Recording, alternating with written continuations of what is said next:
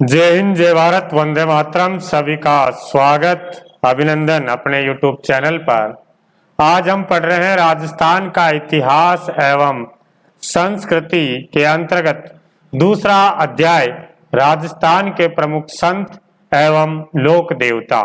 ये वाली क्लास राजस्थान में आयोजित होने वाली सभी प्रतियोगिता परीक्षाओं, जिनमें second grade REET main exam के साथ CET, SI, Rajasthan police constable, वनपाल, वन रक्षक, पटवारी, ग्राम सेवक, सभी के लिए ये टॉपिक अति महत्वपूर्ण है और यहाँ से प्रश्न हर प्रतियोगिता परीक्षाओं में पूछा जा रहा है। तो स्टार्ट करते हैं अपना टॉपिक। से पहले राजस्थान कर्मचारी चयन बोर्ड जयपुर द्वारा आयोजित सीईटी राजस्थान समान पात्रता परीक्षा सीनियर सेकेंडरी स्तर, जो परीक्षा फरवरी माह में आयोजित होना संभावित है। इस एग्जाम के लिए चाक्षु पब्लिकेशन के द्वारा एक पुस्तक निकाली गई है, बेस्ट पुस्तक है, जिसके अंतर्गत राजस्थान का इतिहास, कला, सांस्कृतिक, साहित्य, परंपरा और विरासत, भारत एवं राजस्थान का भूगोल, राजस्थान पर विशेष बल के साथ भारतीय राजनीतिक व्यवस्था, राजस्थान की अर्थव्यवस्था, दैनिक विज्ञान, तार्किक विवेचन एवं मानसिक योग्यता, सामान्य हिंदी, जनरल इंग्लिश, कंप्यूटर का ज्ञान, समसामयिक घटनाएं, अर्थात संपूर्ण सिलेबस पर आधारित यह पुस्तक, जिसमें आपको मिलेंगे 20 प्रैक्टिस सेट, जो कि व्याख्यात्मक हल सहित रहेंगे, व्याख्यात्मक हल सहित है, और इसके अंतर्गत 2900 से भी अधिक बहुविकल्पीय प्रश्न व्याख्यात्मक हल सहित है। ये 100% अकॉर्डिंग टू सिलेबस पर आधारित है और यह पुस्तक हर हाल में अन्य पुस्तकों से श्रेष्ठ है। तो यह पुस्तक आप नजदीकी बुक स्टोर से खरीद सकते हैं या फिर डिस्क्रिप्शन में लिंक दे रखा है, वहां से भी आप मंगा सकते हैं। इस पुस्तक का लोगो है टारगेट क्रैक एग्जाम। चलिए आगे बात करते हैं राजस्थान के प्रमुख संत एवं लोक देवता। इस क्लास में हम कौन कौन से लोक देवता पढ़ने वाले हैं, जिसमें गोगाजी,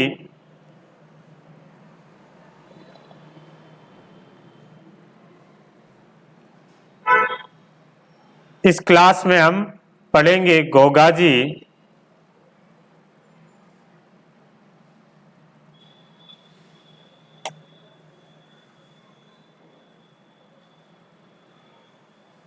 गोगाजी, उसके बाद में तेजाजी, उसके बाद में पाबूजी, फिर देवनारायण जी, देवनारायण जी के बाद में पढ़ेंगे अपन मल्लीनाथ जी, मल्लीनाथ जी, उसके बाद में पढ़ेंगे रामदेव जी,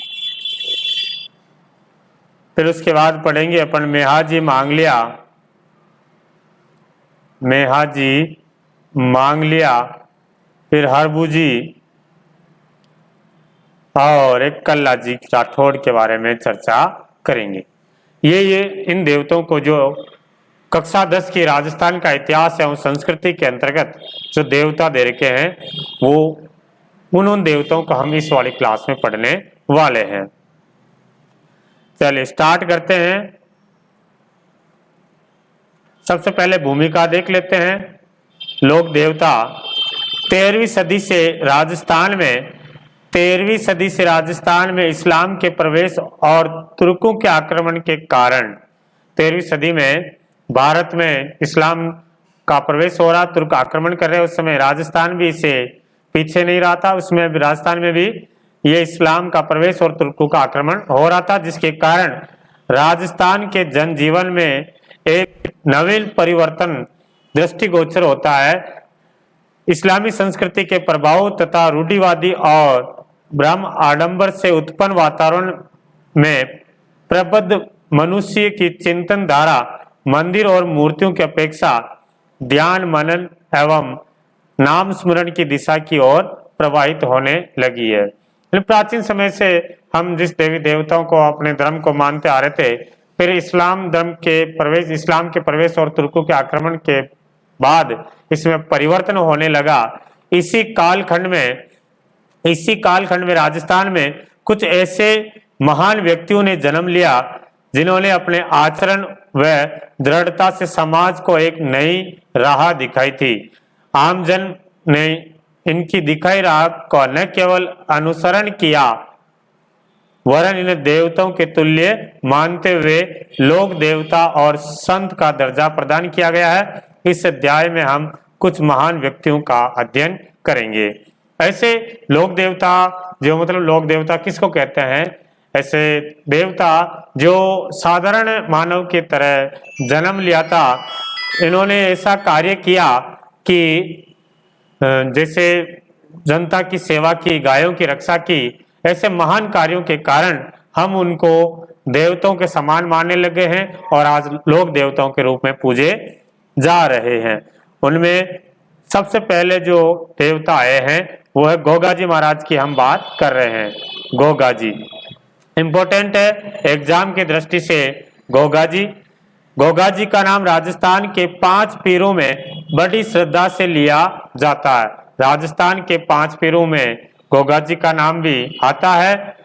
कौन कौन से अपने 5 पीर है? एक प्रश्न तो हमारे यहीं से पूछ लिया जाता है कि राजस्थान के 5 पीर कौन कौन से हैं? तो पाबू, हरबू, रामदेव, मांगलिया, मेहा, पाबू, 5 पीर पधारजियो, गोगा जी जेहा। ये अपने राजस्थान के 5 पीर है, जिसमें आप शॉर्ट में याद कर सकते हैं कि हर गम पी, ये ट्रिक है। इससे आप 5 पीर आप याद रख सकते हैं। ऐसे हो जाएगा हरबू जी, रे से हो जाएगा रामदेव जी, गे से हो जाएगा गोगा जी, मैं से हो जाएगा मेहा जी मांगलिया और पी से हो जाएगा पाबू जी।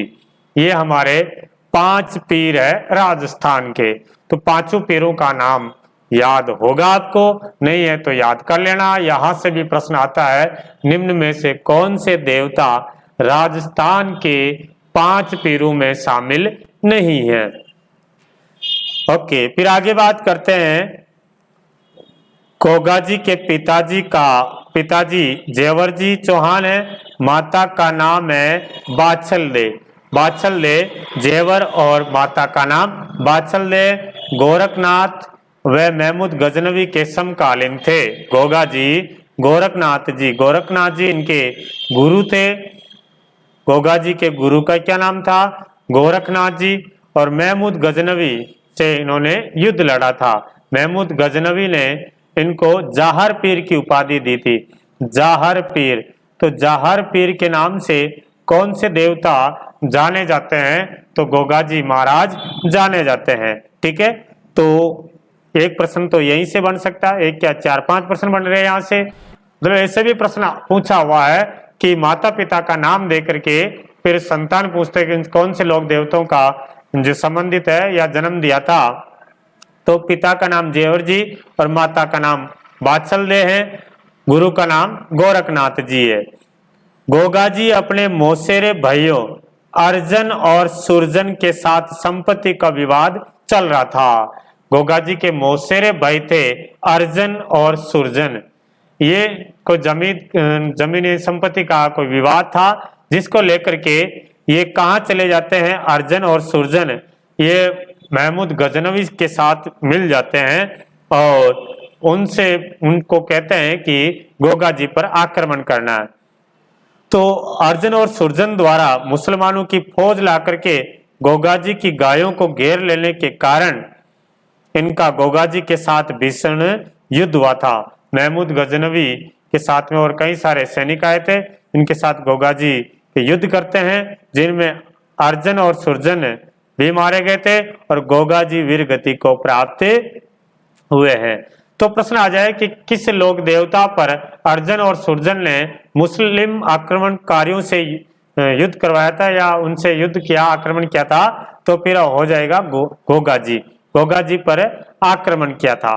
ठीक है, चले आगे बात करते हैं। गोगा जी का जन्म जन्म कहाँ हो रहा, देखो जन्म स्थल है ददरेवा। ददरेवा कहाँ पड़ता है, ये चूरू में, चूरू के अंतर्गत है, जिसे शीशमेड़ी के नाम से जाना जाता है। शीशमेड़ी के नाम से जानते हैं ददरेवा चूरू को। और गोगा जी का जन्म कब हुआ था, तो भाद्रपद कृष्ण नवमी को, जो जन्माष्टमी आती है उसके अगले दिन भाद्रपद, अभी आ जाएगा आगे, भाद्रपद कृष्ण नवमी, ये आ गया भाद्रपद कृष्ण नवमी को 1003 संवत में हुआ था। 1003 संवत को गोगा जी का जन्म हुआ है।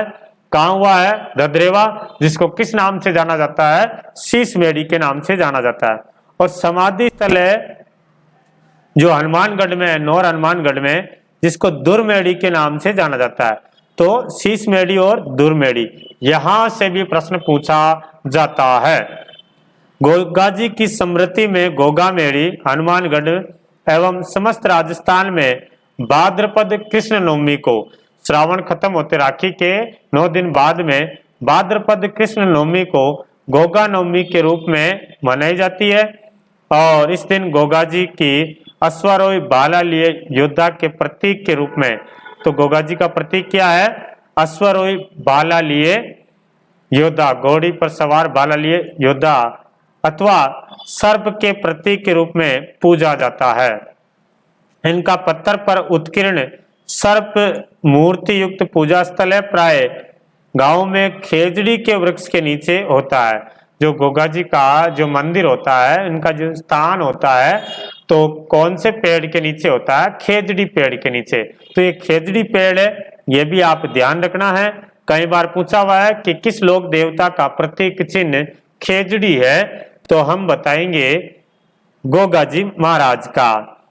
मान्यता है कि गोगा जी को जहर पीर कहकर पूजने से, जहर पीर ये नाम किसने दिया था, जहर पीर महमूद गजनवी ने नाम दिया था।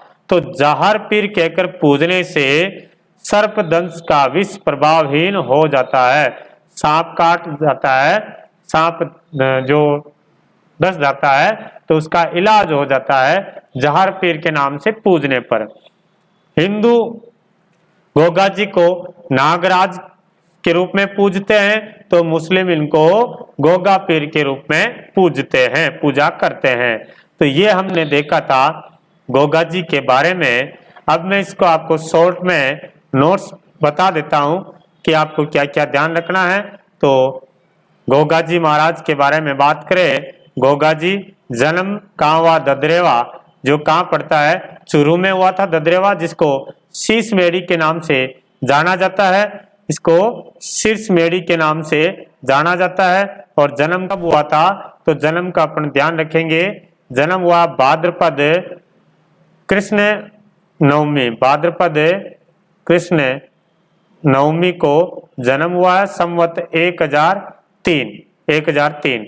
जाति इनकी राजपूत जाति से है, और गोत्र में चौहान, राजपूतों में भी चौहान है। पिताजी का नाम जेवर जी, माता का नाम बात्सल्य है, माता का नाम बात्सल्य, पत्नी का नाम केलमदे है, केलमदे। और गुरु का नाम क्या है, गोरखनाथ, गुरु गोरखनाथ है।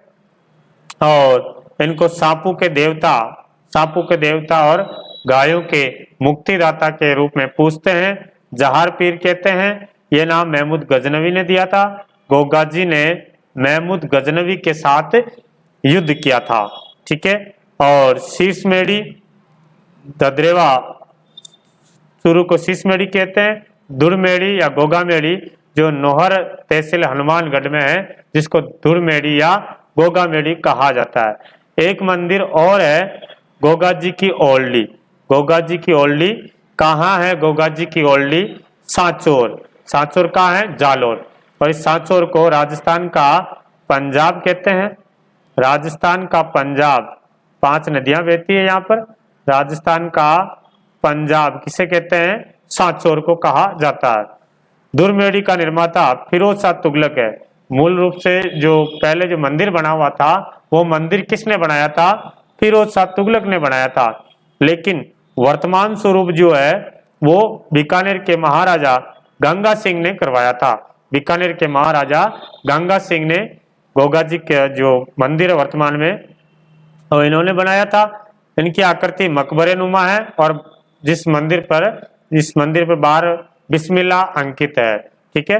और गोगा जी का जो थान है वो खेजड़ी वृक्ष के नीचे है, जो अभी अपन ने चर्चा की है। इनके पुजारी चोयल कहलाते हैं।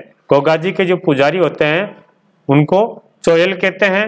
और इनकी लोक गाथा डेरू नामक वाद्य यंत्र, डेरू एक वाद्य यंत्र आता है, डेरू डमरू के टाइप का होता है, ऊपर चमड़ा मंडा हुआ रहता है, इसको पीटते हैं चम्मच या अन्य लकड़ी के डंडे से।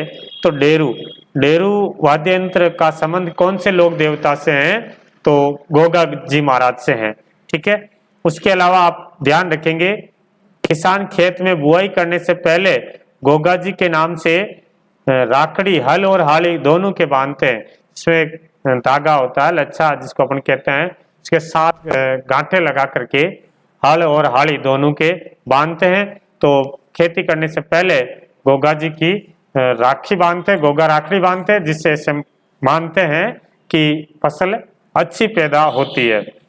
भाद्रपद कृष्ण नवमी को गोगा मेड़ी हनुमानगढ़ में मेला लगता है और इस मेले के साथ साथ राज्य स्तरीय पशु मेला भी आयोजित होता है गोगा मेड़ी में। और गोगा जी का जो मेला है सबसे लंबी अवधि तक चलने वाला पशु मेला है। कौन सा पशु मेला राजस्थान में सबसे लंबी अवधि तक चलता है? श्रावण पूर्णिमा से शुरू हो जाता है, जो भाद्रपद पूर्णिमा तक ये मेला चलता है, 1 महीने तक ये मेला चलता है। तो सबसे लंबी अवधि तक चलने वाला पशु मेला कौन सा है? नोहर हनुमानगढ़ है, जिसमें हरियाणवी नस्ल का जो गाय हैं उनका व्यापार होता है। तो ये हमने देखा था गोगा जी महाराज के बारे में। एक देवता हमने पढ़ा है गोगा जी। चलिए आगे बात करते हैं दूसरे लोक देवता तेजाजी महाराज। तेजाजी महाराज के बारे में बात करते हैं। वीर तेजाजी का जन्म खड़नाल, जो कि कहाँ पड़ता है वर्तमान में? नागौर जिले में। तहड़जी, पिताजी का नाम तहड़जी है और माता का नाम रामकुंवरी है। और इनके यहाँ माघ शुक्ल चतुर्थी, देखो माघ शुक्ल चतुर्थी को 1073 ईस्वी में हुआ है। 1073 ईस्वी में, या विक्रम संवत निकाले अपन तो इसमें से 57 आप लेस कर देना तो विक्रम संवत आ जाएगा। 1073 ईस्वी को तेजाजी महाराज का जन्म हुआ है। कहाँ हुआ है? खड़नाल, नागौर में जन्म हुआ है। पिताजी का नाम तहड़जी है, माता का नाम रामकुंवरी है। जब तेजाजी अपने पत्नी जो पेमल है, पत्नी का नाम क्या है? पेमल, को अपने ससुराल पन्नेर लेने के लिए जा रहे थे, तब उसी दिन मेरे लोग लाछा गुजरी की गायें चुराकर ले गए थे। ये प्रश्न भी अभी रीट में आया था फर्स्ट लेवल में 2022 में, कि लाछा गुजरी का संबंध कौन से लोक देवता से है? तो तेजाजी महाराज से। तो मेरे लोग जो लाछा गुजरी की गायें चुरा करके ले गए थे, तब लाछा गुजरी ने तेजाजी से प्रार्थना की कि गायों को मुक्त कराए। तो गुजरी की प्रार्थना पर गायों को मुक्त कराने जा रहे थे, तब रास्ते में सुरसुरा नामक स्थान पर तेजाजी को सर्प डस लिया था। एक सर्प मिला था।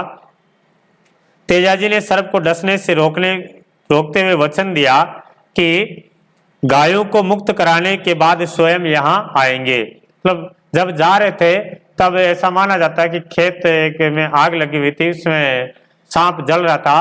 तो तेजाजी महाराज ने उसको सांप को बाहर निकाला, तो सांप वहां पर तेजाजी महाराज को बोला कि आपने मेरे को बचाया क्यों है? कि मेरे को इस जन्म में मुक्ति मिल जाती है, तूने बचाया है तो मैं तेरे को अब डसूंगा। तेजाजी महाराज को ऐसा बोला था। तब तेजाजी महाराज ने वचन दिया कि समय में आपको वचन दे रहा हूं कि मैं वापस आऊंगा। मैं अभी लाछा गुजरी की गायों को छुड़ाने के लिए आया हुआ हूं। उन गायों को उनके वहां पहुंचा करके मैं वापस यहां आ जाऊंगा। वचन दिया कि वे गायों को मुक्त कराने के बाद स्वयं यहां आएंगे। भीषण संघर्ष के बाद तेजाजी ने गायों को मुक्त कराने में सफल भी हुए हैं, सफलता प्राप्त की। लेकिन अत्यधिक घायल होने पर भी वे वचन के अनुसार वापस सांप के पास गए थे। जहां उन्होंने सांप को निकाला था वहां पर गए थे। पूरे शरीर पर घाव होने के कारण सर्प ने डसने के लिए सर्प ने मना कर दिया था कि ऐसी कोई सी भी जगह नहीं है जहां पर आपका रक्त नहीं निकला हुआ हो, हर जगह आप लहूलुहान हो रहे हैं, ऐसा कोई स्थान नहीं, जगह नहीं है आपके शरीर पर जिस पर मैं आपको डस सकूं है। तब तेजाजी महाराज ने अपनी जीवा को आगे किए, जीभ निकाल करके बताया कि ये मेरी जीभ एक ऐसी जगह है जो अभी तक इस पर कहीं पर भी घाव नहीं है या लहू यानी रक्त नहीं लगा हुआ है। आगे कर दिए। सर्पदंश के कारण सुरसुरा किशनगढ़ में भाद्रपद शुक्ल दशमी को तेजाजी वीर गति को प्राप्त हो गए हैं। भाद्रपद शुक्ल दशमी को सुरसुरा में। तेजादशमी कब आती है? भाद्रपद शुक्ल दशमी। इसी दिन को हम तेजादशमी या बड़ी दशा के रूप में पूजते हैं। इस अवसर पर पंचमी से पूर्णिमा तक पर्वतसर नागौर में विशाल मेले का आयोजन होता है। तेजाजी का विशाल मेला बढ़ता है जो आय की दृष्टि से राजस्थान का सबसे बड़ा पशु मेला माना जाता है। फिर बात करें कि तेजाजी एक जो मेला है ना, ये मेला किसके समय शुरू हुआ था? ये भी प्रश्न पूछ सकते हैं कि तेजाजी महाराज का जो मेला पर्वतसर में ये कौन से शासक के समय शुरू हुआ है? तो जोधपुर का एक शासक हुआ था अजीत सिंह। क्या नाम था? अजीत सिंह। अजीत सिंह के समय मेले की शुरुआत हुई है। ठीक है। तेजाजी भी गोगाजी की तरह नागों के देवता के रूप में पूजनीय है। गोगाजी को भी सांपों के देवता, नागों के देवता माने जाते हैं। उसी प्रकार से तेजाजी को भी सांपों के, नागों के देवता के रूप में जाना जाता है। तेजाजी को तलवार धारण किए घोड़े पर सवार योद्धा के रूप में दर्शाया जाता है और जिनकी जीभ पर, जो जीवा पर सांप डस रहा है। देखिए अपने चित्र में अपन देखते हैं तो इसमें अपने को ये सांप है, जो सांप तेजाजी महाराज को जीभ पर डस रहा है। मान्यता है कि सर्पदंशित व्यक्ति जिसी को भी सांप डस जाता है, उनके दाएं पैर में तेजाजी की तांती यानी डोरी बांध दी जाए तो फिर उससे विष नहीं चढ़ता है। लोक देवताओं से संबंधित यह मान्यताएं एवं कथाएं अक्सरतः सत्य हो या आवश्यक नहीं है।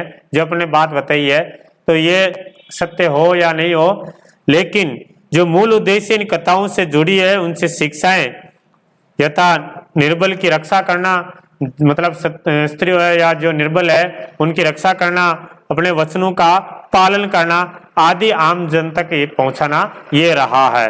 तो ये हमने तेजाजी महाराज के बारे में देखा था। ठीक है। अब पॉइंट के नोट्स के रूप में अपन देखना चाहे तो आप नोट करना चाहो तो नोट कर सकते हैं। तेजाजी महाराज जन्म खरनाल नागौर में हुआ है। माता का नाम राजकुंवरी है, पिता का नाम ताहड़ जी है, जाति जाट है, गोत्र इनकी धोलिया जाट है और पत्नी का नाम पेमल है जो पंडेर नरेश रामचंद्र जी की पुत्री थी। पेमल ने घोड़ी का नाम लीलन है, श्रृंगारी भी कहते हैं। लीलन घोड़ी, श्रृंगारी ये तेजाजी की घोड़ी है।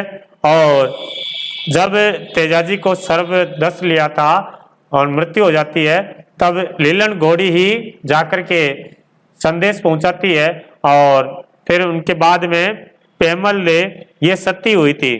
पेमल ने तेजाजी के साथ में सती हुई थी। कौन से लोक देवता की पत्नी उनके साथ में सती हुई है तो बताएंगे तेजाजी महाराज। इनका कार्य क्षेत्र हाड़ौती क्षेत्र रहा है। हाड़ौती क्षेत्र में एक दुगारी जगह है, दुगारी, बासी दुगारी बूंदी में ये इनका कार्य क्षेत्र रहा है तेजाजी महाराज का। अजमेर के लोकप्रिय देवता, अजमेर के हर गांव में तेजाजी महाराज का मंदिर मिलता है। उपनाम की बात करें तो गायों के मुक्तिदाता के रूप में जाना जाता है। कृषि कार्यों का उपकारक देवता है। कालाबाला का देवता है। कालाबाला यानी सांप हो गए। जाटों के आराध्य देव है तेजाजी महाराज। अजमेर में इनको धोलिया वीर के नाम से जानते हैं। धोलिया वीर तेजाजी महाराज। पुजारी घोड़ला होता है। पुजारी को क्या कहते हैं? गोड़ला, और मंदिर को थान कहते हैं। भाद्रपद शुक्ल दशमी बड़ी दशा बोलते हैं को परबतसर नागौर में मेला का आयोजित होता है। भाद्रपद शुक्ल दशमी को तेजा दशमी भी कहा जाता है। नागौर में तेजाजी के मेले के साथ साथ राज्य स्तरीय वीर तेजाजी पशु मेला का आयोजन किया जाता है। इस मेले में राज्य सरकार को सर्वाधिक आय प्राप्त होती है। सेंद्रिया, देखो सेंद्रिया जो गांव है, सेंद्रिया गांव अजमेर में, यहाँ पर तेजाजी को नाग ने डसा था, सांप डसा था। कौन से गांव में? सेंद्रिया गांव में। जबकि सुरसुरा गांव है किशनगढ़ अजमेर में, सेंद्रिया भी अजमेर में है। इसे थोड़ा आगे चलते हैं तो सुरसुरा जगह पड़ती है किशनगढ़ अजमेर में, वहां पर तेजाजी वीर गति को प्राप्त हुए थे। तो जब दोनों ऑप्शन आ जाए कि सेंद्रिया और सुरसुरा, तब आपको बताना है कि सांप कहाँ पर डसा था, सेंद्रिया में, और तेजाजी वीर गति को प्राप्त कहाँ हुए हैं, तो सुरसुरा गांव में हुए हैं। फिर बात करें, लाछा गुजरी की गायों को मेर के मेड़ों से छुड़ाने के लिए संघर्ष किया और वीर गति को प्राप्त हुए हैं।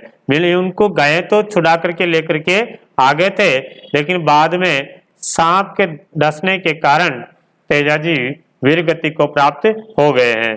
प्रतीक चिन्ह की बात करें तो हाथ में तलवार लिए अश्वारोही है। बासी दुगारी कहाँ पड़ता है? बूंदी में। तेजाजी का प्रसिद्ध तीर्थ स्थल है। अन्य स्थल देखे अपन ब्यावर है, सेंद्रिया है, बावंता है, सुरसुरा है, ये तेजाजी के प्रमुख स्थान है, मंदिर है, बड़े बड़े मंदिर है यहाँ पे। तेजाजी पर डाक टिकट भी जारी किया गया है 7 सितंबर 2011 को। 7 सितंबर 2011 को सचिन जी पायलट के द्वारा 5 रुपए का डाक टिकट जारी किया गया है तेजाजी महाराज पर। तो ये हमने देखा है तेजाजी से संबंधित तथ्य। अगले लोक देवताओं के रूप में बात करें, पाबूजी महाराज। पाबूजी महाराज, पाबूजी का जन्म की बात करें तो पाबूजी का जन्म धांधल जी राठौड़ के यहाँ, धांधल जी राठौड़ के यहाँ 1239 ईस्वी में कोलू गांव में हुआ है। कोलू गांव में हुआ 1239 में। पिताजी का नाम क्या था? धांधल जी राठौड़। माता का नाम कमला दे है, आगे पढ़ेंगे अपन। इतिहासकार मुनोत नैन्सी और महाकवि आसिया मोड़जी तथा अन्य लोगों में प्रचलित मान्यताओं के अनुसार पाबूजी का जो जन्म है वर्तमान बाड़मेर से 8 कोस आगे खारी खाबड़ के जूना नामक ग्राम में अप्सरा के गर्भ से हुआ है। एक अप्सरा के गर्भ से हुआ है। मतलब इनका मानना है, मुनोत नैन्सी जी का और आसिया मोड़ जी का, कि ऐसा बता रहे कि रात के समय में परियां या अप्सराएं धरती पर आते थे और धरती को देखते थे, तो ऐसे एक परी आ जाती है, अप्सरा आ जाती है, मारवाड़ क्षेत्र में आ जाती है। तो इस जो खारी खाबड़ जूना नामक स्थान है, यहाँ पर एक तालाब था, झील थी, जिसके किनारे पर वो अप्सरा नहा रही थी। तो ऐसा है कि जब अप्सरा आते तो रात को इसलिए आते थे, उसको कोई देख नहीं सकते थे, कहीं बहुत सुंदर थी। तो उस समय क्या हुआ कि उधर से धांधल जी राठौड़ का भी जाना हुआ और वहां पर अप्सरा बैठी हुई थी। अप्सरा को देखा धांधल जी ने, और देखते ही धांधल जी ने कहा कि आप कौन हो, यहाँ क्या कर रहे हैं? तो उन्होंने बताया कि मैं जो भी हूँ ये है। तो धांधल जी ने कहा कि मैं आपसे शादी करूंगा। तो उस अप्सरा से धांधल जी राठौड़ ने शादी कर ली है। और फिर उस अप्सरा ने एक बात रखी थी कि आप शादी तो कर रहे हो, लेकिन मेरे लिए अलग ही एक महल होना चाहिए। उस महल में जो भी प्रवेश करेगा, अंदर आएगा, मेरी अनुमति के बिना कोई प्रवेश नहीं कर सकता है। आप भी आओगे तो मेरे से पूछ करके ये अंदर यहाँ पर आ सकते हैं। तो धांधल जी को यह शर्त मंजूर हो जाती है, शादी कर लेते हैं। शादी के बाद में जो एक बालक का जन्म हुआ, जिनका नाम था पाबूजी, पाबूजी का जन्म हुआ है। और जब एक दिन धांधल जी बिना अनुमति लिए उस महल में जा पहुंच गए थे, तब उस अप्सरा जो है शेरनी बन करके बाबूजी को दूध पिला रहे थे, तो धांधल जी भी देखा कि ये शेरनी अपने पुत्र बाबूजी को दूध पिला रही है। तो ये देखते ही जो अप्सरा थी उन्होंने कहा कि आपको मैंने बोला था कि मेरी अनुमति के बिना आप अंदर नहीं आ सकते हैं, आज आपने वचन तोड़ दिया है, अब मैं मुक्त हो गई हूं कि उस वचन का ही मैं इंतजार कर रही थी, आप किस दिन वचन तोड़ो और मैं यहां से 9-2-11 हो जाऊं। ये लो आपका पुत्र, अब इसको बड़ा करना, मैं तो वापस चलती हूं। इस प्रकार से अप्सरा वापस चली जाती है और बाबूजी किसको देके चले जाते हैं? धांधल जी को देके। ठीक है, बाबूजी का विवाह, फिर बाबूजी जब बड़े हो गए तो उनका विवाह अमरकोट के सूरजमल सोडा की पुत्री सोडी के साथ है। सूरजमल सोडा की पुत्री सोडी है, इनका और भी नाम मिलता है, एक तो सुप्यार नाम मिलता है, एक तो सुप्यार दे, सोडी भी नाम है, सोडा जी की पुत्री सोडी या सुप्यार दे। एक नाम है फूलम दे भी किताबों में नाम मिलता है, फूलम दे और सुप्यार दे। उनसे विवाह होना था और चले भी गए थे शादी करने के लिए। विवाह के मध्य ही उनके प्रतिद्वंदी बहनोई जायल, जो कि कहाँ पड़ता है, जायल नागौर का जिंदराव खींची ने अपने पूर्व के वेर के कारण देवल चारणी की गायों को घेर लिया। उनका जो बहनोई था जायल नागौर का जिंदराव खींची, वो देवल चारणी की गायों को घेर लिया था। देवल ने बाबूजी से गायें छुड़ाने की प्रार्थना की थी। बाबूजी महाराज को कहा कि बाबूजी महाराज, आप यहाँ पर जिंदराव खींची जो है मेरी गायों को वो छीन करके ले गया है और अब आप मेरी रक्षा कीजिए। उस समय बाबूजी महाराज फेरे में थे और 3 फेरे तो ले लिए थे, चौथे फेरे ले रहे थे, आधा ही फेरा हुआ था चौथा। और उसी समय जैसे देवल चारणी वहां पर आती है, बाबूजी महाराज को कहते हैं कि हे बाबूजी महाराज, मेरी गायें जिंदराव खींची ले गया है, आप चल करके मेरी रक्षा करो। तो देवल चारणी की जो घोड़ी थी, ये घोड़ी देवल चारणी की थी केसर काल में। ठीक है, जब बाबूजी महाराज शादी करने के लिए जा रहे थे तब देवल चारणी की घोड़ी लेकर के गए थे। देवल चारणी की जो घोड़ी केसर काल में वो लेकर के गए और कहा था कि जब भी तू मेरे से कोई भी संकट आ जाए तो उस समय मेरे को याद कर लेना, मैं तुरंत आपकी सेवा में हाजिर हो जाऊंगा। तो देवल चारणी ने कहा कि मेरी गायों को ले गए हैं। तो केसर काल में घोड़ी पर सवार होकर के गायों की रक्षार्थ रवाना हो जाते हैं। बड़े संघर्ष में 1276 ईस्वी में बाबूजी अपने अनेक साथियों सहित वीर गति को प्राप्त हो जाते हैं। इस वीरता, प्रतिज्ञा पालन, त्याग, शरणागत वत्सलता एवं गोरक्षा हेतु बलिदान के कारण जनमानस में लोक देवता के रूप में पूजे जाते हैं बाबूजी महाराज, जिनका मुख्य पूजा स्थल फलोदी कोलूमंड बोलते हैं, जिसको फलोदी जोधपुर में है, जहां प्रतिवर्ष मेला लगता है। ठीक है, कब लगता है? बाबूजी महाराज का मेला चैत्र अमावस्या को लगता है। चैत्र अमावस्या को कोलू जो फलोदी जोधपुर में वहां मेला लगता है। ठीक है, और इसमें ध्यान रखना, ये जिंदराव खींची है ना, जिंदराव खींची, अभी अपन ने देखा था कि बाबूजी उनके अनेक अनुयायी और उनके साथी वीरगति को प्राप्त हो गए थे, जिसमें बाबूजी का जो एक बड़ा भाई था बूढ़ो जी भी इस युद्ध में शहीद हो गए थे। फिर बूढ़ो जी का बेटा था, बूढ़ो जी का पुत्र जिसका नाम था रूपनाथ जी, बूढ़ो जी का पुत्र का नाम था रूपनाथ जी। रूपनाथ जी ने इस जिंदराव खींची को मारा था। ठीक है, मार करके अपने पिता और अपने चाचा की हत्या का बदला लिया था। तो किस लोक देवता ने बाबूजी और बूढ़ो जी की हत्या का बदला लिया था, जिंदराव खींची को मार करके बदला लिया है? तो हम बताएंगे रूपनाथ जी। रूपनाथ जी को मार करके, रूपनाथ जी ने इनको मार करके इनके चाचा और पिताजी की जो हत्या की थी जिंदराव खींची ने, उसका बदला लिया था। और यही रूपनाथ जी है हिमाचल प्रदेश में बालकनाथ के रूप में पूजे जाते हैं। प्रश्न यहाँ से भी पूछा जाता है, राजस्थान के कौन से लोक देवता हिमाचल प्रदेश में बालकनाथ के रूप में पूजे जाते हैं? तो हम बताएंगे पाबू जी का भतीजा रूपनाथ जी हिमाचल प्रदेश में बालकनाथ के रूप में पूजे जाते हैं। ठीक है, चलो आगे बात करते हैं। पाबू जी ऊंटों के देवता के रूप में, पाबू जी की ऊंटों के देवता के रूप में पूजा की जाती है, सबको पता है। और मारवाड़ में सबसे पहले ऊंट लाने का जो श्रेय है वो पाबू जी महाराज को ही जाता है। जब ऊंट स्वस्थ हो जाता है, बीमार होते तब पाबू जी महाराज की पूजा करते हैं। जब फिर ऊंट स्वस्थ हो जाता है तो भोपे भोपियों द्वारा पाबू जी की फड़ का वाचन किया जाता है। पाबू जी की फड़ जो राजस्थान में सबसे लोकप्रिय फड़ है, राजस्थान में सबसे लोकप्रिय फड़ कौन सी है? तो पाबू जी की फड़ है जो रावण हत्ता वाद्य यंत्र के साथ बांची जाती है। कौन से वाद्य यंत्र के साथ? रावण हत्ता वाद्य यंत्र के साथ बांची जाती है।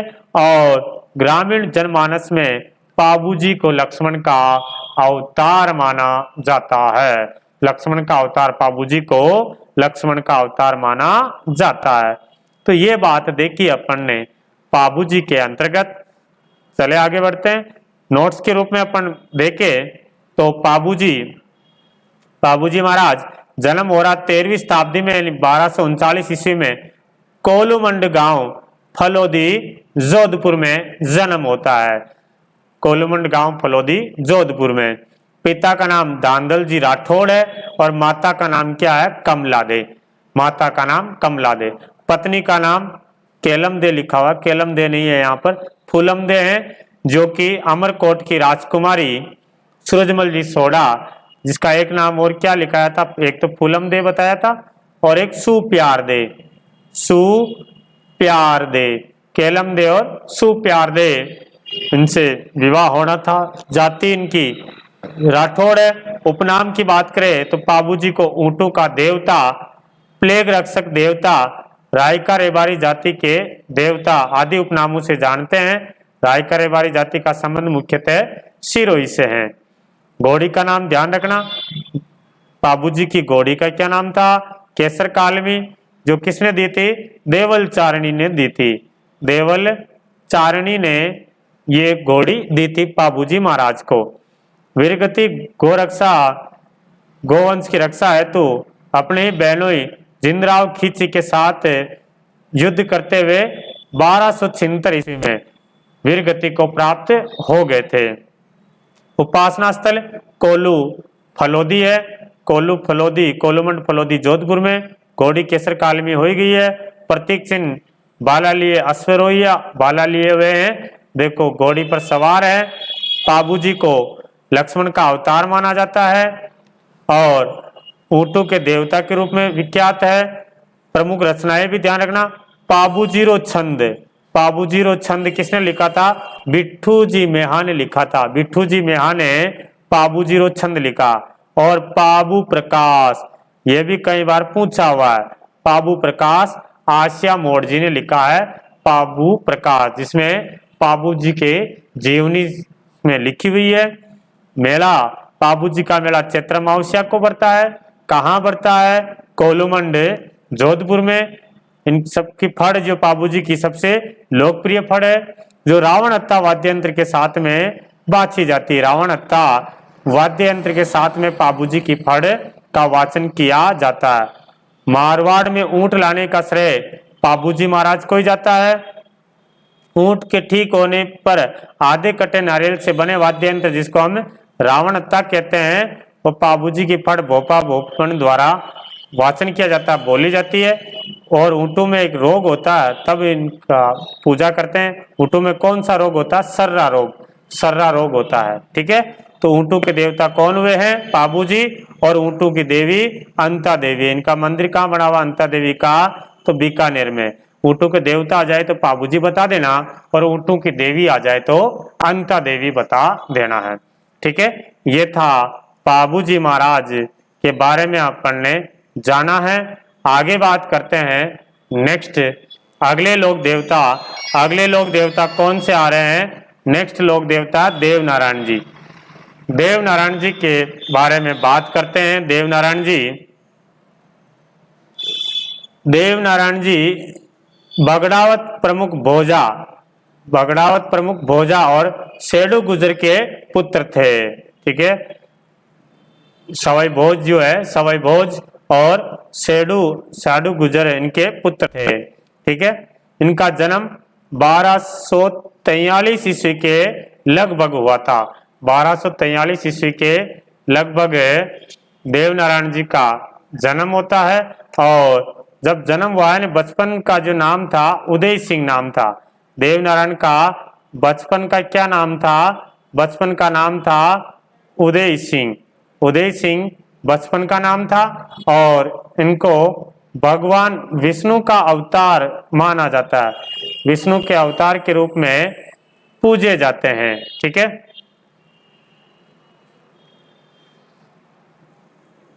तो थोड़ा टाइम भी लागे उनको। हाँ, लगभग 15-20 मिनट लागे, 15-20 मिनट कहीं कौन आ जाता था। हाँ, तो 1243 के लगभग देवनारायण जी का जन्म होता है। कहाँ होता है? आसिन घोड़ा दड़ावत है जो आसिन में है, वो वहां पर जन्म हुआ है।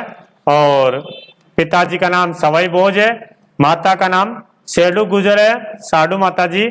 और 1243 ईस्वी में हुआ। बचपन का नाम उदय सिंह था और विष्णु का अवतार के रूप में पूजे जाते हैं। इनके पिता इनके जन्म के पूर्व ही बीनाई के जो शासक है, उनसे संघर्ष करते हुए 23 भाइयों सहित 23 तो उनके भाई और एक वो सवाई भोज, यानी 24 भाई है, 23 भाइयों सहित मारे गए थे। बीनाई के शासक सारे भाई मारे गए थे। 24 भाई थे बगड़ावत, एक सवाई भोज और उनके अलावा 23 भाई और थे। सारे के सारे बीनाई के शासक से लड़ते हुए मारे गए थे। तो बीनाई के शासक से इनकी रक्षा हेतु इनकी जो माता है सेडू माता इनको लेकर अपने पियर मालवा चली जाती है। मालवा चली गई पियर कि जो छोटा जो है इनका जो जन्म है देवनारायण जी का, वो सारे मर गए थे बगड़ावत। सेडू माता जी जिनके गर्भ में था उस समय इनके पिताजी के डेथ हो जाती है। तो फिर बाद में इनका जन्म हुआ है। तो सेडू माता जी को लगा कि बीनाई का जो शासक है कहीं अपने पुत्र को ना मार दे, इसलिए वो मालवा लेकर के चले जाते हैं।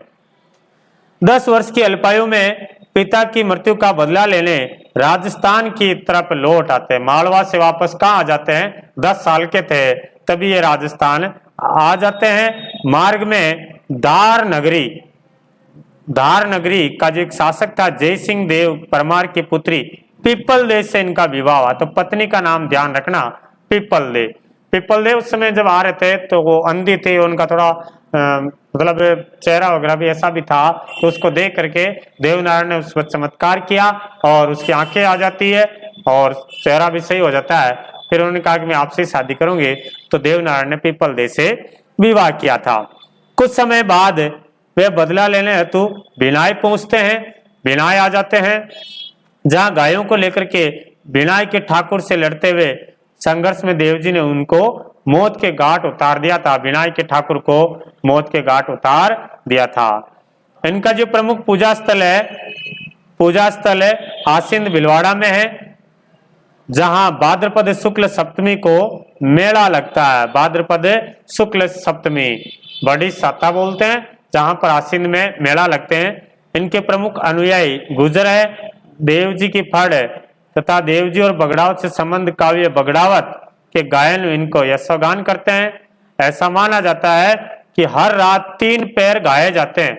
हर रात 3 पहर जब गाते हैं तब जाकर के 6 महीने में ये जो है फड़ और बगड़ावत का जो गाथा वो पूरी होती है। तो देवनारायण की फड़ ये सबसे लंबी फड़ है, सर्वाधिक चित्रांकित चित्रों वाली फड़ है और सबसे पुरानी फड़ भी है। सबसे एक तो पुरानी फड़ है, एक सबसे लंबी फड़ है देवनारायण की। लोकप्रिय फड़ तो कौन सी है? पाबू जी की। सबसे पुरानी फड़, लंबी फड़ और सर्वाधिक है चित्रांकन वाली फड़ भी कौन सी है? देवनारायण की फड़ है। और 1992 में जब इस फड़ पर 2x2 का डाक टिकट जारी किया गया, तब से इसको राजस्थान की सबसे छोटी फड़ भी मानी जाती है। सबसे लंबी फड़ भी यही है। और जब इस पर एक फोटो लेकर के, एक चित्र लेकर के डाक टिकट जारी किया गया 1992 में, तब से यह सबसे छोटी फड़ भी मानी जाती है। और इस फड़ का जो वाचन है वो जंतर वाद्य यंत्र के साथ किया जाता है। फड़ का वाचन है जंतर वाद्य यंत्र के साथ किया जाता है। चले आगे।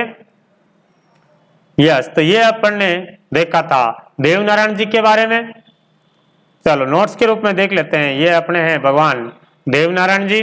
देवनारायण जी का जन्म गोठा दड़ावत आसिंद भिलवाड़ा में हुआ है।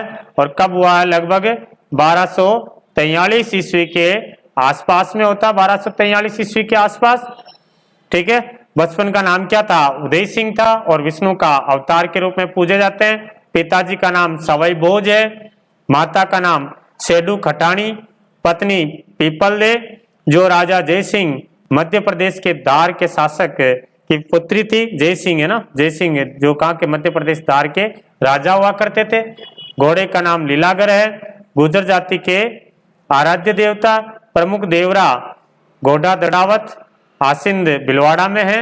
अन्य देवरा देवधाम जोधपुर या निवाई टोंक में है। और एक मंदिर देवमाली, देवमाली कहाँ है? ये अजमेर में है, जहां पर देवनारायण जी ने देह त्यागी थी, अपनी देवमाली में देह त्यागी थी। इनका जो मंदिर में ईंटों की पूजा और नीम के पत्ते चढ़ाए जाते हैं। ईंटों की पूजा की जाती है, ईंट रखी जाती है, उनकी पूजा की जाती है इनके मंदिर में, और नीम के पत्ते चढ़ाए जाते हैं। गुर्जर जाति का प्रमुख व्यवसाय पशुपालन है। और देवनारायण जी जो विष्णु का अवतार के रूप में माने जाते हैं, जो अपन ने चर्चा कर ली है। आयुर्वेद के देवता के रूप में देवनारायण जी को जाना जाता है। आयुर्वेद के देवता बगड़ावत ग्रंथ लक्ष्मी कुमारी जी ने लिखा है। मेला लगता है भाद्रपद शुक्ल सप्तमी को। देहांत बिनाई, बिनाई में नहीं हुआ है, इनका देहांत बिनाई के पास में है। क्या नाम बताया था अभी? देवमाली। देवमाली में, देवमाली अजमेर में इन्होंने देह त्यागी थी। सबसे पुरानी, सबसे लंबी और सबसे छोटी और सर्वाधिक चित्रांकन वाली फड़, सबसे ज्यादा चित्र वाली, सबसे ज्यादा चित्र वाली जो फड़ है वो किनकी है? देवनारायण जी की फड़ है। इनकी फड़ गुर्जर जाति के द्वारा भोपे जंतर वाद्य यंत्र, ठीक है। पाबू जी की जो फड़ है वो तो है रावण हत्ता वाद्य यंत्र है। और इनके जो देवनारायण की फड़ है वो जंतर वाद्य यंत्र के साथ बांची जाती है। ठीक है। और एक ध्यान रखना, पाबूजी में अपन ने पढ़ा था, नहीं आया इसमें कहीं, आप नोट कर लेना। पाबूजी के पवाड़े आ जाए, पाबूजी की जो फड़ आ जाए, फड़ तो रावण हत्ता वाद्य यंत्र है। पाबूजी की जो फड़ आ जाए तो फड़ तो है रावण हत्ता वाद्य यंत्र, रावण हत्ता वाद्य यंत्र। और पाबूजी के जो पवाड़े आ जाए, पाबूजी के पवाड़े वो मठ वाद्य यंत्र के साथ बांचे जाते हैं। मठ, ठीक है, मठ वाद्य यंत्र के साथ बांचे जाते हैं पाबूजी के पवाड़े। ओके, पवाड़े आ जाए तो मठ बताना और फड़ आ जाए तो रावण हत्ता बताना। ओके, फिर बात कर रहे हैं कि 1992 में देवनारायण जी की फड़ पर 5 रुपए का डाक टिकट जारी किया था। कब किया था? 1992 में। तो ये देखा था हमने देवनारायण जी के बारे में। फिर आगे बात करते हैं अगले देवता मल्लीनाथ जी। मल्लीनाथ जी आगे आ रहा है, मल्लीनाथ जी। ओके, मल्लीनाथ जी का जन्म मारवाड़ के रावल सलखा और जानी देव के ज्येष्ठ पुत्र के रूप में 1358 ईस्वी में हुआ था। रावल, सलखा और जानी देव, पिताजी का नाम मल्लीनाथ जी के सलखा है और जानी देव मम्मी का नाम है। 1358 ईस्वी में जन्म हो रहा है। पिता की मृत्यु के पश्चात ये चाचा कानड़ दे के यहाँ मेवा के शासन प्रबंध देखने लगे थे। मेहवा के शासन प्रबंध देखने लग गए थे। चाचा कानड़ देव की मृत्यु के बाद में 1374 ईस्वी में मेवा के स्वामी बने थे, मेवा के शासक बन गए थे 1374 ईस्वी में। इसी राज्य विस्तार के क्रम में 1378 ईस्वी में फिरोज शाह तुगलक के सूबेदार निजामुद्दीन की सेना को इन्होंने मार भगाया था।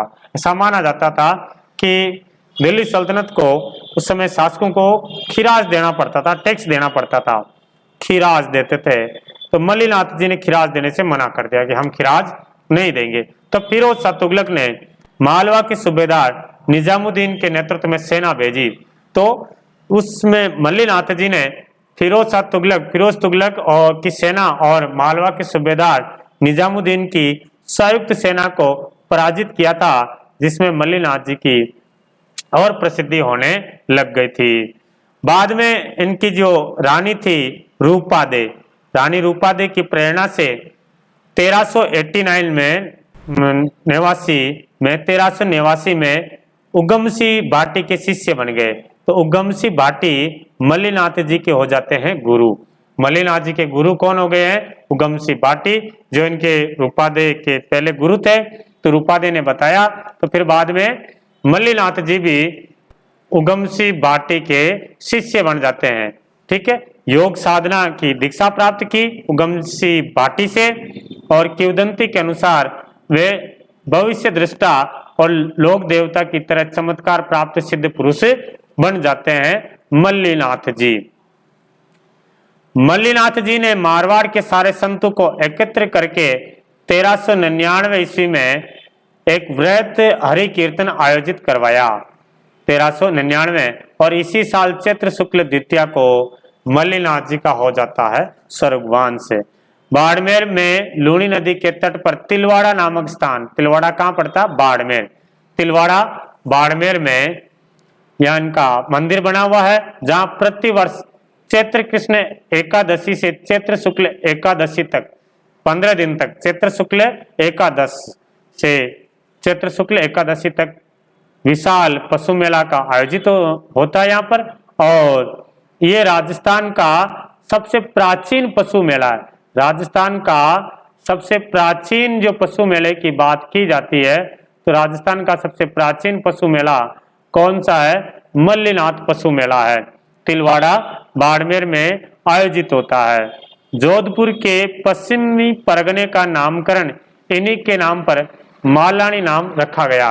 मल्लिनाथ जी के नाम पर ही मालानी नाम है। आज भी मालानी बाड़मेर में अत्यधिक मान्यता प्राप्त है। ठीक है, तो ये हमने देखा था मल्लिनाथ जी के बारे में। तो एक और ध्यान रखना, एक तो मल्लिनाथ जी ने बाड़मेर क्षेत्र में, मालानी क्षेत्र में कुंडा पंथ की स्थापना की थी। ठीक है, कुंडा पंथ, तो कई बार पूछा हुआ प्रश्न है कि कुंडा पंथ, कुंडा पंथ, कुंडा पंथ, थोड़ी राइटिंग ऐसे ही है, आप समझ गए होंगे। कुंडा पंथ, कुंडा पंथ किसने चलाया था, या कुंडा पंथ का संबंध कौन से लोक देवता से है? तो हम बताएंगे मल्लिनाथ जी से हैं। मल्लिनाथ जी ये कुंडा पंथ चलाया था। एक जो नाम आया था इनकी रानी रूपादे, रूपादे का जो मंदिर है ये तिलवाड़ा के पास में एक जगह पड़ती है माला जाल। तिलवाड़ा के पास में एक जगह पड़ती है माला जाल। माला जाल में यहाँ पे मंदिर बना हुआ है रानी रूपादे का। ठीक है, तो ये बातें हमने मल्लिनाथ जी के बारे में जानी थी। चलो नोट्स के रूप में देखिए अपन, मल्लिनाथ जी जन्म हो रहा है 1358 ईस्वी मारवाड़ बाड़मेर में। पिता का नाम रावल सलखा, मल्लिनाथ जी से पिताजी का नाम सलखा, और माता का नाम की बात करें तो जानी दे, माता का नाम जानी दे। ये मारवाड़ के शासक थे सलखा जी। राजधानी इनकी मेवानगर थी। मुख्य मंदिर तिलवाड़ा बाड़मेर में है। मेला लगता है भाद्रपद कृष्ण एकादशी से शुक्ल एकादशी तक है मेला लगता है इनका, जो कि राजस्थान का सबसे प्राचीन पशु मेला माना जाता है। इनकी वीरता एवं ईश्वरीय गुणों से प्रभावित होकर बाड़मेर का नाम मालानी रखा गया है। मालानी जो नाम है वो मल्लिनाथ जी के नाम पर ही मालानी नाम रखा गया है। एक जगह पड़ती है आलमजी का दौरा, गुड्डा मलानी में। आलमजी का दौरा यह भी गुड्डा मलानी, गुड्डा मालानी जिसे घोड़ों का तीर्थ स्थल कहा जाता है। आलमजी का दौरा गुड्डा मालानी बाड़मेर में है, उनको घोड़ों का तीर्थ स्थल कहा जाता है। ठीक है, और इस मालानी जो स्थान है अभी नाम आया था कहीं ऊपर मालानी स्थान है, तो ध्यान रखना मालानी स्थान है बाड़मेर का। यहीं से थार पारकर नस्ल की जो थार पारकर गाय की नस्ल है, थार पारकर, पूछा हुआ प्रश्न थर्ड ग्रेड 2013 में आया था। बाड़मेर का मालानी क्षेत्र कौन सी गाय का उत्पत्ति स्थल माना जाता है, तो थार पारकर गाय का उत्पत्ति स्थल माना जाता है। मालानी नस्ल के घोड़े पूरे भारत भर में प्रसिद्ध है, मालानी नस्ल के घोड़े भी हैं। और देखो तिलवाड़ा में यहाँ पर इनका मंदिर है मल्लीनाथ जी का। इन तलवाड़ा आ जाए, तलवाड़ा बांसवाड़ा, तो ये त्रिपुरा सुंदरी तुरतोई माता का मंदिर है तलवाड़ा बांसवाड़ा में। ठीक है, तो ये हमने देखा था मल्लीनाथ जी के बारे में। अगले लोक देवता के बारे में बात करते हैं। अगले देवता आ रहे हैं रामदेव जी महाराज।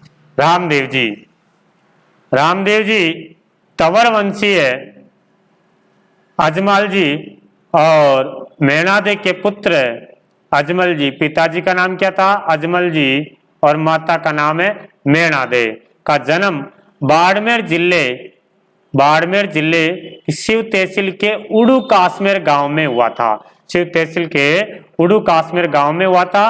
और कब हुआ था? लगभग 1352 ईस्वी में। 1352, मल्लीनाथ जी का 1358 था, इनका 1352 है। मल्लीनाथ जी से थोड़े से साल पहले, 6 साल पहले हुए हैं। ये मल्लीनाथ जी के समकालीन थे। अभी बात की थी अपन ने, मल्लीनाथ जी का जन्म तो कब हुआ? 1358 में, और रामदेव जी का जन्म कब हुआ? 1352 में हुआ है। बालपन में ही इन्होंने पोखरण क्षेत्र में मल्लीनाथ जी से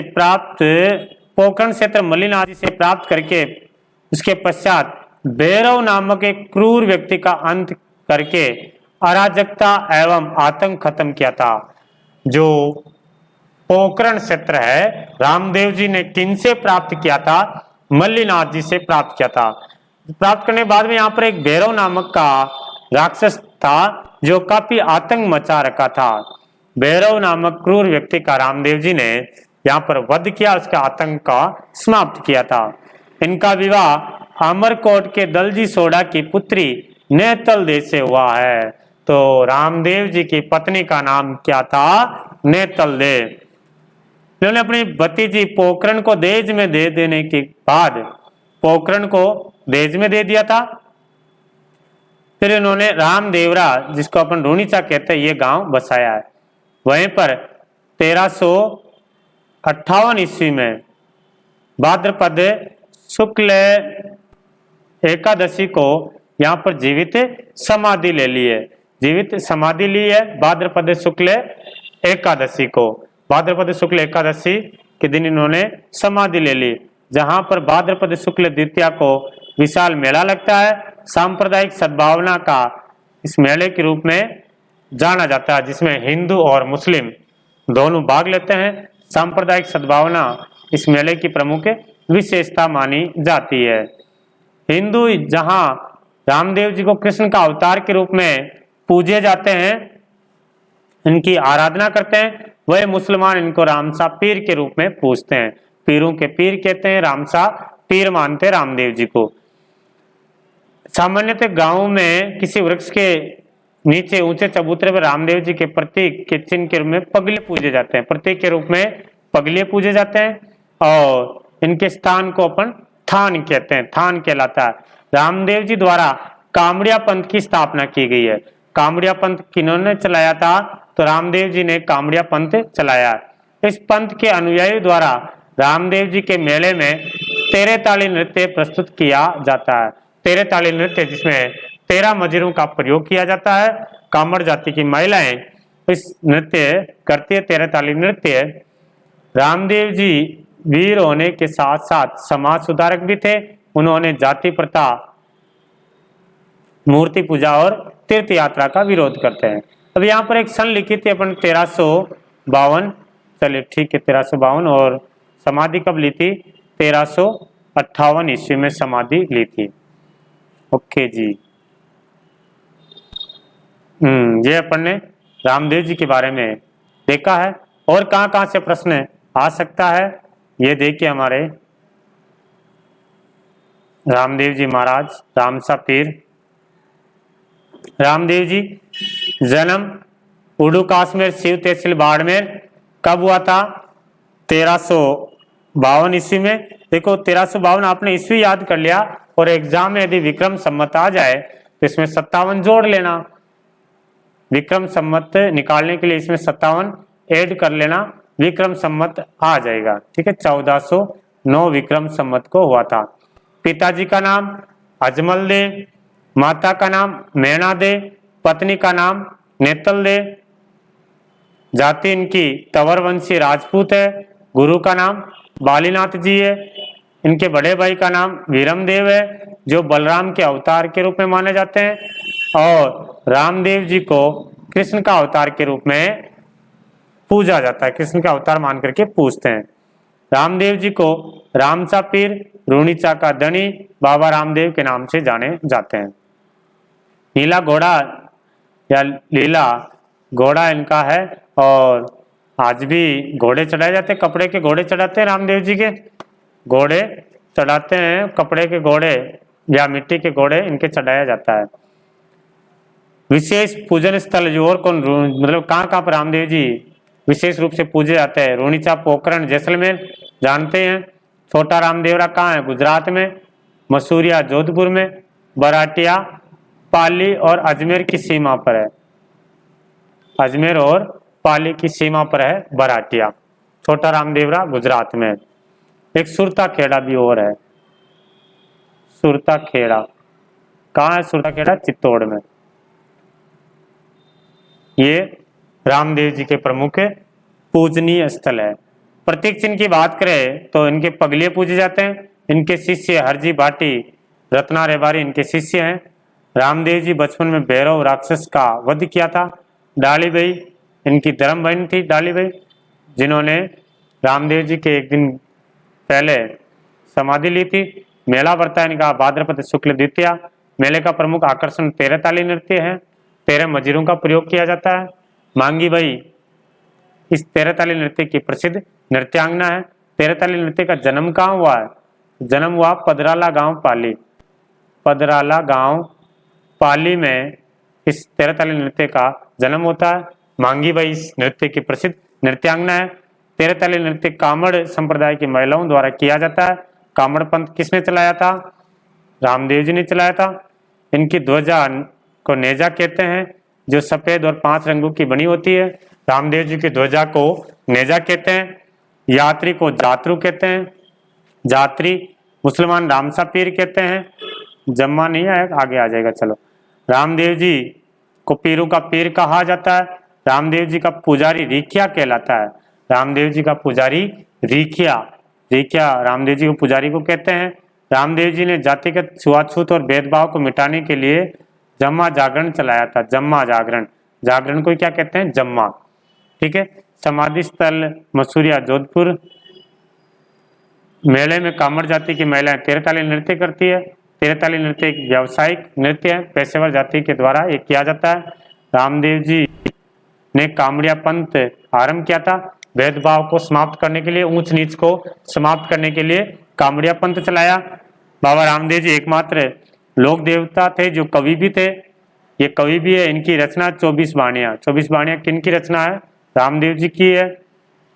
इनकी गाथा ब्यावले है। और लोक देवताओं में सबसे लंबे जो गीत है, देवताओं में रामदेव जी के गीत सबसे लंबे गीत है। और देवियों में बात करें तो देवियों में सबसे लंबे गीत कौन सी देवी के हैं? तो देवियों में जीण माता के गीत सबसे लंबे हैं, जिनको चिरजा कहते हैं। ठीक है। लोक देव जो मेले पढ़े थे इससे पहले, जिसमें देखा था, पंचरंगी पताका को नेजा कहते हैं। इनकी फड़ का वाचन मेघवाल जाति या कामड़ जाति के लोग रावण हत्ता वाद्य यंत्र के साथ करते हैं। तो ये देखा हमने रामदेव जी के बारे में। चले आगे, अपन जिस देवता की बात कर रहे हैं वो है मेहाजी मांगलिया। मेहाजी मांगलिया, मेहाजी मांगलिया, मेहाजी मांगलिया राजस्थान के 5 पीरों में गिने जाते हैं। कौन कौन से 5 पीर है? हरगम पी, हड़बू जी, रामदेव जी, गोगा जी, मेहाजी मांगलिया और पाबू जी। ये 5 पीर हैं। ये राव चूड़ा के समकालीन थे। राव चूड़ा के समकालीन थे। जो रणमल के पिताजी थे राव चूड़ा, उनके समकालीन थे। इनका जन्म पंवार क्षत्रिय परिवार में हुआ था। पंवार क्षत्रिय परिवार में जन्म हुआ, किंतु इनका पालन जो पोषण है ननिहाल में मांगलिया गोत्र में हुआ था। इनका पालन पोषण इनके ननिहाल में मांगलिया गोत्र में हुआ है, इसीलिए ये मेहाजी मांगलिया के नाम से प्रसिद्ध हुए, जाने जाते हैं। इनके स्वाभिमानी स्वभाव के कारण इनके अनेक शत्रु हुए थे। अंत में जैसलमेर के राव राणंग देव भाटी से युद्ध करते हुए वीर गति को प्राप्त हो जाते हैं। तो कौन से लोग देवता जैसलमेर के राव राणंग देव भाटी से लड़ते हुए वीर गति को प्राप्त हुए हैं? तो मेहाजी मांगलिया। वे अच्छे शकुन शास्त्री थे। लोगों की सेवा सहायता करने और उनके संरक्षण देने के कारण आज भी मेहाजी मांगलिया देवताओं के रूप में पूजे जाते हैं। और इनका मंदिर कहाँ है? बापनी गांव जोधपुर में मेहाजी मांगलिया का मंदिर है, जहां भाद्रपद कृष्ण अष्टमी जो कृष्ण जन्माष्टमी आता है उस दिन यहाँ पर मेला लगता है मेहाजी मांगलिया का। ठीक, एक इनके घोड़ा का नाम ध्यान रखना। मेहाजी मांगलिया का घोड़ा है किरण काबरा। किरण काबरा, किरण या किरण कर देते हैं, किरण काबरा। किरण काबरा इनका घोड़ा है। ठीक है, ये मेहाजी मांगलिया। जल्दी से एक बार देख लेते हैं मेहाजी मांगलिया मंदिर कहाँ? जोधपुर के ओसिया के निकट बापनी गांव में। घोड़ा का नाम क्या? किरण काबरा। और भाद्रपद कृष्ण जन्माष्टमी को मेहाजी का यहाँ पे मेला लगता है। और कामड़िया पंथ से दीक्षित हुए थे। इनके मंदिर में मतलब इनका जो भोपा होता है, जो सेवा करते हैं, वो कभी शादी नहीं करता है, वंशवृद्धि नहीं होती है। जो भी सेवा करेगा वो गोद लेकर के अपना वंश चलाता है। ठीक है, यस। आगे बात करते हैं हरबूजी। अगले देवता आ रहे हैं हरबूजी। हरबूजी का जो जन्म हुआ था, जन्म बुंडेल गांव में। कहां पड़ता? बुंडेल, नागौर में। महाराज सांकला के पुत्र थे राव जोधा। ये जोधा का शासन काल है। जोधपुर बसाया था ना राव जोधा, वही जोधा है जो 1438 में रणमल की मृत्यु के बाद में राव जोधा शासक बना था 1438 में, जो कब तक रहता है? 89 तक। जोधा के समकालीन थे और रामदेव जी के भी समकालीन थे ये।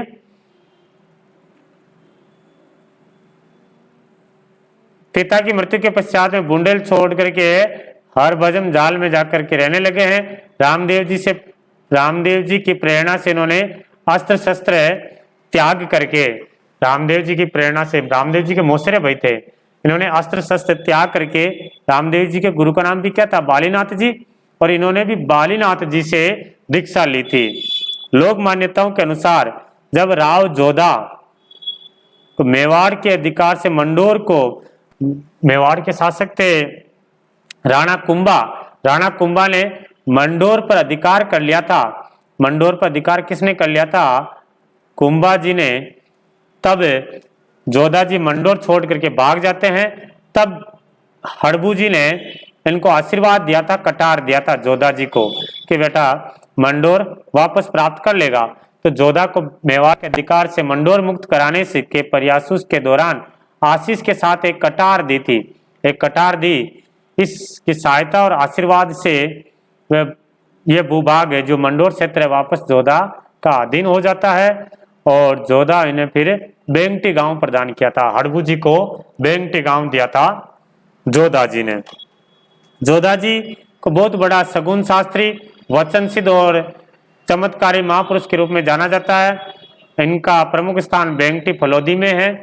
मनोती पूर्ण होने पर यहाँ श्रद्धालु इनके मंदिर में संस्थापित हड़बू जी की गाड़ी की पूजा करते हैं। ठीक है, एक गाड़ी है जिस गाड़ी से हड़बू जी जो गायों को, इनको चारा जगह जगह डालने के लिए जाते थे। ये गाड़ी राव जोधा ने दी थी। आज भी हड़बू जी की गाड़ी की पूजा की जाती है। ठीक है, और हड़बू जी का जो वाहन है, ध्यान रखना, सियार है। हड़बू जी का वाहन क्या है? सियार। सियार इनका वाहन है। ओके, ये देखा अपन ने हड़बू जी। हड़बू जी नोट्स के रूप में देख लेते हैं। जन्म कहाँ हो रहा है? बुंडेल गांव नागौर में। पिता का नाम मेहाजी सांकला। हड़बू जी रामदेव जी के मौसेरा भाई थे। गुरु का नाम बालीनाथ शकुन शास्त्र के ज्ञाता है, और हड़बूजी बेंगटी गांव इनका जो पूजा स्थल है फलोदी में। पुजारी सांकला राजपूत है, इनके भक्त हड़बूजी की गाड़ी की पूजा करते हैं।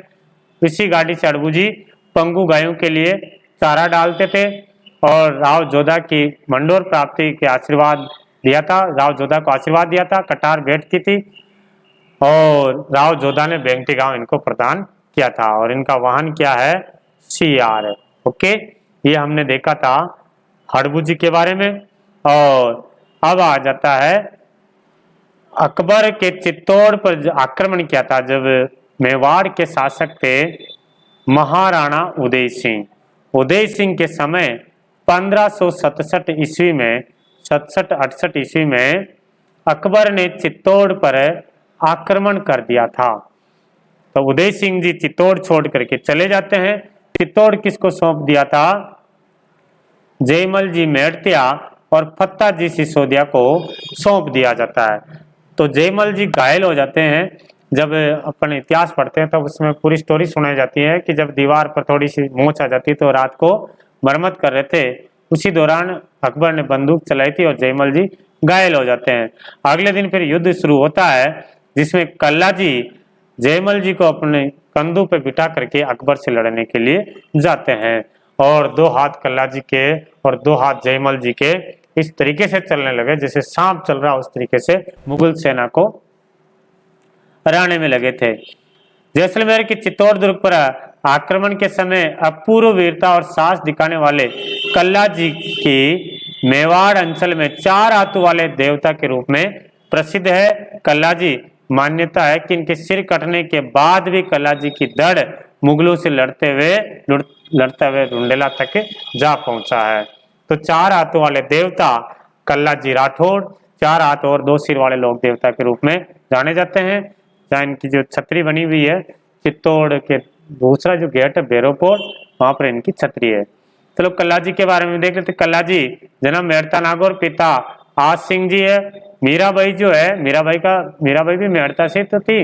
मीराबाई इनके बुआ जी लगती थी, कल्ला जी की बुआ जी थी मीराबाई। जयमल मेड़तिया के ये भतीजे थे, और योगी भैरवनाथ इनके गुरु थे। शेषनाग और नाग देवता के अवतार माने जाते हैं। 4 हाथों वाले 2 सिर वाले लोक देवता कहर, कमदन, बाल ब्रह्मचारी, कल्याण आदि नामों से पूजते हैं इनको। 1568 ईस्वी में अकबर के चित्तौड़ आक्रमण पर मेवाड़ी सेना के साथ लड़ते हुए वीर गति को प्राप्त हो गए हैं। 4 हाथों वाले देवता युद्ध में जयमल मेड़ता को कंधों पर बिठा करके युद्ध किया है। इस कारण इतिहास में 4 हाथों वाले देवता के रूप में जाने जाते हैं, और इनका प्रसिद्ध स्थल है सामलिया डूंगरपुर में। तो ये हमने देखे थे राजस्थान के प्रमुख लोक देवताओं के बारे में। और यहाँ से वैसे 3rd ग्रेड के अंदर तो स्पेशल तौर से दे रखा है राजस्थान के प्रमुख संत और लोक देवता, प्रमुख संत व लोक देवता है। तो यहाँ से फिर प्रश्न निश्चित रूप से आएगा ही आएगा, और बाकी सीईटी में, वनपाल में यहाँ से भी प्रश्न आएगा। अभी 1st ग्रेड के पेपर हुए थे, उनमें भी यहाँ से प्रश्न आए हैं, 2nd ग्रेड में भी आएगा। यानी लगभग सभी प्रतियोगिता परीक्षाओं में यहाँ से प्रश्न निश्चित रूप से पूछा जा रहा है। तो कैसा लगा वीडियो, आप अंत में कमेंट करके मुझे बताना। आप लाइक करोगे, कमेंट करोगे, तो आप प्रतिदिन मैं आपको एक क्लास इस प्रकार से डालता रहूंगा, और अच्छा लगे तो आप मुझे बताना। तो मैं इस क्लास को लाइव भी कर रहा हूं। इसके साथ ही 3rd ग्रेड के लिए और वनपाल के लिए मैथ के प्रश्न जो सीरीज है वो भी शुरू करने जा रहे हैं। तो वीडियो तो आपने लाइक कर ही दिया होगा, चैनल को सब्सक्राइब कर रखा होगा। मिलेंगे अपन अगली क्लास में, तब तक के लिए जय हिंद, जय भारत, वंदे मातरम।